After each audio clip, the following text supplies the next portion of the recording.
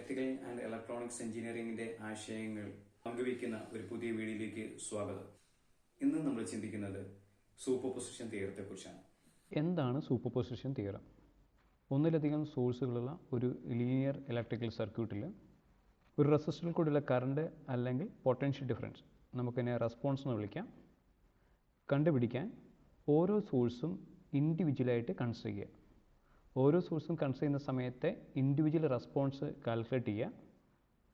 ഈ ഇൻഡിവിജ്വൽ റെസ്പോൺസിന് സമമായിരിക്കും എല്ലാ സോഴ്സും ആ സർക്യൂട്ടിൽ ആക്ട് ചെയ്യുമ്പോൾ കിട്ടുന്ന റെസ്പോൺസ്. Then conditions. ഓരോ സോഴ്സും കൺസിഡർ ചെയ്യുമ്പോൾ മറ്റു സോഴ്സുകൾ അതിൻ്റെ ഇൻറ്റേർണൽ റെസിസ്റ്റൻസുമായി റീപ്ലേസ് ചെയ്യണം.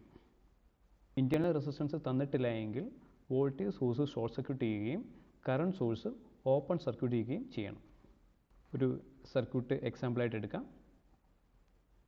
നമുക്ക് കണ്ടുപിടിക്കേണ്ടത് 4 ohms കൂടിയുള്ള കറണ്ടാണ്. രണ്ട് സോഴ്സ് ഉണ്ട്, 24 വോൾട്ട് 12 വോൾട്ട്. ഓരോ സോഴ്സും ഇൻഡിവിജ്വലായിട്ട് കൺസിഡർ ചെയ്യുക. 24 വോൾട്ടേജ് സോഴ്സ് കൺസിഡർ ചെയ്യുന്ന സമയത്ത് 12 വോൾട്ട് സോഴ്സ് ഷോർട്ട് സർക്യൂട്ട് ചെയ്യുക. അതുപോലെ 12 വോൾട്ട് സോഴ്സ് കൺസിഡർ ചെയ്യുന്ന സമയത്ത് 24 വോൾട്ടിൻ്റെ സോഴ്സ് ഷോർട്ട് സർക്യൂട്ട് ചെയ്യുക.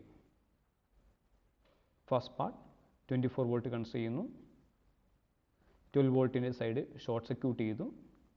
ഇൻറ്റേർണൽ റെസിസ്റ്റൻസ് തന്നിട്ടുണ്ടെങ്കിൽ ഇൻറ്റേർണൽ റെസിസ്റ്റൻസ് വെച്ചിട്ട് റീപ്ലേസ് ചെയ്യുക. ഈ സർക്യൂട്ട് സോൾവ് ചെയ്യുമ്പോൾ 4 ohms കൂടിയുള്ള കറണ്ട് 2 ആമ്പിയർ എന്ന് നമുക്ക് കിട്ടും. രണ്ടാമത്തെ പാർട്ട് 12 വോൾട്ട് കൺസിഡർ ചെയ്യുക, 24 വോൾട്ടിൻ്റെ സോഴ്സ് ഷോർട്ട് സർക്യൂട്ട് ചെയ്യുക. ഈ സർക്യൂട്ട് സോൾവ് ചെയ്യുമ്പോൾ 4 ohms കൂടിയുള്ള കറണ്ട് 1 ആമ്പിയർ എന്ന് നമുക്ക് കിട്ടും.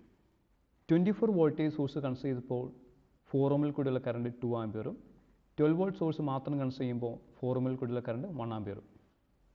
രണ്ട് സോഴ്സും കൺസിഡർ ചെയ്യുകയാണെങ്കിൽ 4 ohms കൂടിയുള്ള കറണ്ട് എന്ന് പറയുന്നത് 2 + 1 3 ampere. Superposition theorem states that in a linear network containing more than one source, the current in any branch or the potential difference across any 2 points can be found by considering each source separately and then by adding their individual effects. Detailed ആയിട്ടുള്ള video കാണാൻ QR code scan ചെയ്യുക. ഇതുപോലുള്ള പുതിയ വീഡിയോകൾക്ക് വേണ്ടി channel subscribe ചെയ്യുക. Thank you.